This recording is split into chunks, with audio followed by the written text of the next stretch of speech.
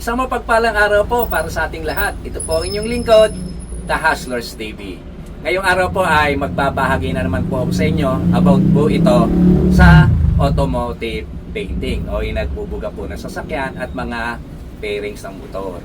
Dito ang ibabahagi ko po sa inyo ay about po ito sa tamang pagbubuga ng urethane top coat clear. Marami kasi dito ang nakaka-encounter ng hindi kumikintab, nagkakaroon ng reaction, nagkakaroon ng pinholes, minsan orange peel o yung bukol-bukol, at ulas o yung luha kung tawagin. Kapag tayo po ay magbubuga ng top coat clear, ang gamitin po nating top coat clear ay urethane top coat clear. Ito po yung two component system na top coat clear. Dito po ay maraming brand at iba-iba po yung kanilang mixing ratio. Meron po na brand na ang mixing ratio niya ay 3 parts ng urethane top coat clear, 1 part ng urethane catalyst, at 4 parts ng urethane thinner. Meron din naman pong 3 parts ng urethane top coat clear, 1 part ng urethane catalyst, at 1 part ng urethane catalyst. So meron din naman po tayong mga brand na no thinner naman. Ang mixing ratio naman ay 3 parts ng urethane top coat clear, 1 part ng catalyst, at meron namang 4 parts ng urethane top coat clear at 1 part ng urethane catalyst. Sa catalyst nga po pala, no, may iba't ibang tawag, depende po sa brand. Meron ang tawag ay hardener at meron namang activator. Pero catalyst din po yan. Sa pagbubuga po ng top coat clear, una po, kailangan tama po yung air pressure ng ating air compressor. Ano po ba ideal? Ito po ay 25 PSI to 30 PSI. Yung wala naman po tayong gauge regulator, hindi po nating masusukat. So i-adjust na lang po natin doon sa adjusting valve ng air pressure ng ating spray gun, doon po sa pinakailalim. Kung naka-open na po yung gate valve ng ating air compressor, so malakas po yung hangin, dito nyo nang po tatansyahin sa pinakailalim ng spray gun. So ite-testing nyo kung ano yung sa inaakala nyo na okay na yung buga para sa inyo. So hindi natin alam kung ano yung PSI na nakatimpla po doon. Basta kung inakala nyo na okay sa inyo, guna po yon. Kailangan din po tama rin yung ating spray gun na gagamitin. Ano ba ang kalimitan na spray gun na ating gagamitin sa urethane top coat clear? Gumamit po tayo na ang nozzle niya dapat 1.2 mm or 1.3 mm. May mga spray gun na mumurahin lang katulad ng Euromax 1.2 mm yung A100, at meron naman Euromax na F75 as S710 1.3 mm naman po yan. So maayos naman po yan. Kaya lang siyempre kung gagamit po kayo ng mas magandang spray gun, Iwata po. Kaya lang Iwata, alam po ang pinakamamura ng Iwata ay 8,000 yung authentic po, no, yung original ng Iwata. So pwede na po yung Euromax. Ang Euromax po nagpe-presyo po yun ng 1,000 hanggang 2,000. Depende po sa model. Tapos yung clearance po sa pagbubuga, depende rin po yan.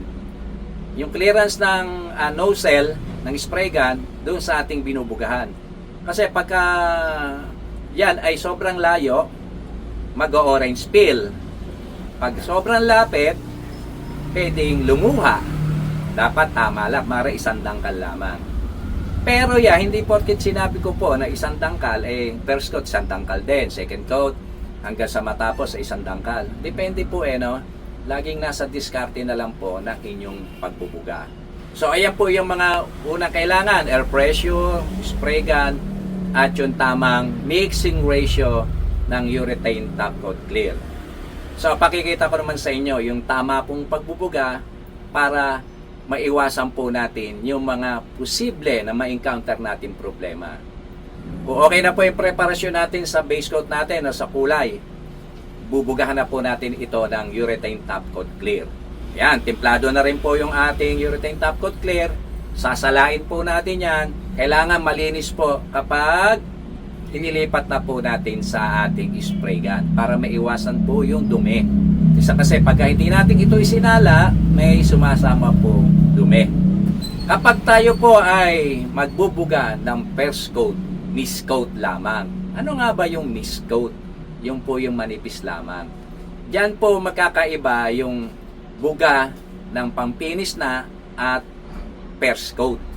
Dapat medyo malayo ang clearance, parang paambon lang. Paano naman yung pagsa second coat? Ilang minutes pa? So approximately 10 to 15 minutes. Kasi ang urethane top coat clear, mas maganda siyang bugan ulit kapag medyo sariwa po. Huwag po nating pagtatagalin ang pagre-recoat, lalo na't ang ginamit po nating urethane top coat clear ay hinahaluan pa ng thinner. Diyan po minsan nakukuha yung reaction o yung wrinkles. So kailangan bago tayo mag-recoat, approximately 10 to 15 minutes. Pagkabuga po ng mist coat, let's say kung bubugahan nyo 10 piraso na pairings, matatakot kayo na bugahan lahat kasi sobra kayo sa oras. Siyempre, bago nyo matapos yun, sobra na sa 15 minutes yun. So, okay lang po yun. Basta bugahan nyo po lahat. Baka mamaya po, bubugahan nyo, 10 piraso ng pairings. 3 pairings pa lang nabubugahan nyo, dahil hinahabol nyo yung 10 to 15 minutes, papatungan nyo na kagad yung una yung binugahan. May iwanan po yung ibang hindi nating nabugahan. Bugahan na po natin ng sabay-sabay ng first coat. Then, second coat, ito po yung semi-full coat na. Medyo malapit na yung spray gun. Yan, mga isang dangkal na. So, ganun din po hangin, 25 to 30 PSI. So, smooth na po yung buga. Kailangan, medyo may konting lawana o kintab. Kasi yung mist coat, wala po yun, magaspang po yun eh. Ang mist coat kasi, kaya nating ganito yung first coat natin para maiwasan po yung pinholes. Diyan po nakukuha yung kalimitan yung pinholes kapag ipiners coat natin ng lawana. Kaya mist coat muna, padadapain lang po muna natin at pakakapitin. At mas maganda magbuga, siyempre mainit ang panahon. Then, ganun din po, magkakaroon kayo ng plus o interval ng 10 to 15 minutes. Then, yung third coat, ipo-full coat na po natin ito. So, ang tanong, papaano kung may dapat lihain? May gaspang, may dumindumapo, nasa open air tayo. Patutuyin muna natin ito ng mabuti. Then, sa oras, mahirap po mag-estimate, no? Kasi depende sa klima, depende sa ginamit nating urethane top coat clear, at depende sa kapal ng pagkakabuga. So, basta tuyo na siya, hindi na siya malamig ipuin, dadampian nyo naman po yan after mga 1 hour, dampian nyo ng inyong palad. Kung hindi na siya malamig at pwede nang lihain, so i-wet sanding nyo lang ito ng 1,000 grit na liha. Smooth lang, alalay lang po. Ingatan nyo po yung mga kanto, minsan doon natatalupan. So alalay lang, tatanggalin nyo lang naman po yung gaspang. So wag na wag po kayong magliliha na o magpapatuyo ng matagal kapag ang gamit nating urethane top coat clear, ang ratio ay 3:1:4. Ibig sabihin, pag pinagmix nyo na po yung urethane top coat clear at catalyst, kung kaano karami po inyong napagmix, ay ganun din karami ang urethane thinner na ilalagay. Medyo delikado po. Yan po nakukuha yung reaction o yung wrinkles. Kasi maganda po sa urethane top coat clear na marami ang thinner, kailangan continuous po ang buga, 10 to 15 minutes dapat mabugahan nyo na. Kasi kapag lumipas po ito ng mahabang oras, nando na po yung tendency na magkaroon ng reaction o kulubot or wrinkles. Kaya ako, kalimitang ginagamit ko na po ngayon, lalo pag nagpo-flow coat ako, yung wala nang hinahalong urethane thinner. Kalimitang ginagamit ko pong brand ay K92, yung Rapid Cure, K-222, at Hipig 400S Titanium 2K Clear. Yan na po ang kalimitang ginagamit ko. Dati ang ginagamit ko noon ay Ansal Urethane Top Coat Clear, so Carcio, so napakatibay niya. Kaya lang maselang, wala naman po akong shop na talagang maganda o yung close na hindi papasukan ng dumi. Kasi maganda po ang Ansal Urethane Top Coat Clear sa meron po talagang shop. Yung kulong po, meron lang po exhaust fan, malinis po yung steel matting niya. Kaya pag ibinago po natin ay continuous siya.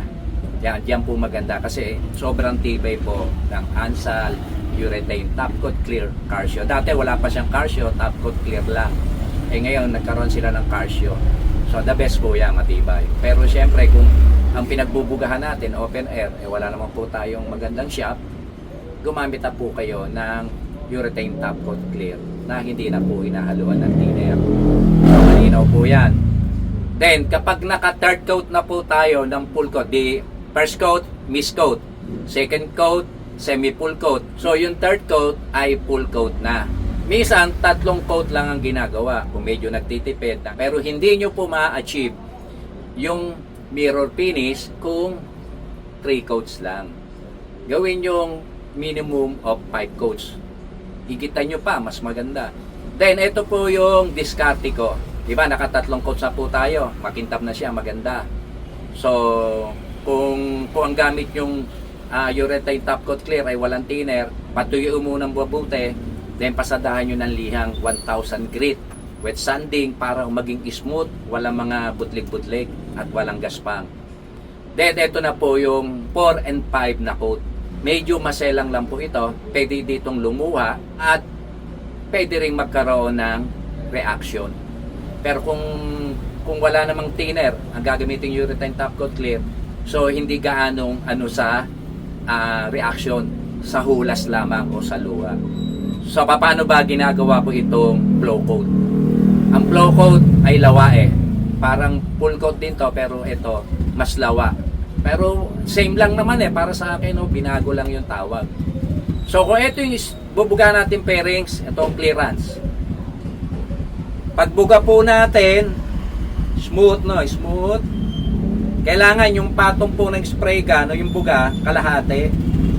Huwag yung dito, kunyari ito yung buga, hindi yung dito, gagaspan po. Kailangan magsanib. Yung pagbuga nyo ng ganyan, sumunod, nakakalahati yung patong.